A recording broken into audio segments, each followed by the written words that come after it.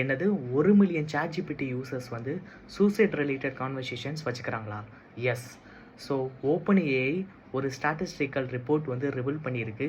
அதில் around 800 million users, weekly யூசர்ஸில் 1.2 million people வந்து சூசைட் ரிலேட்டட் தாட்ஸ் அண்டு அதோட பிளான்ஸ் பற்றி கான்வர்சேஷன்ஸ் பில்ட் பண்ணுறாங்க.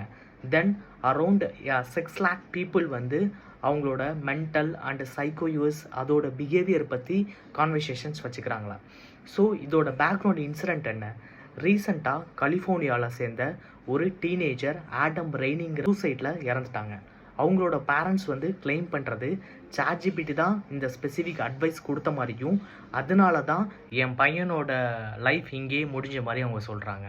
ஸோ இதனால் OpenAI சைடில் இருந்து என்ன ரெஸ்பான்சஸ், அதோட சேஃப்டி மெஷர்ஸ் கொண்டு வந்தாங்க.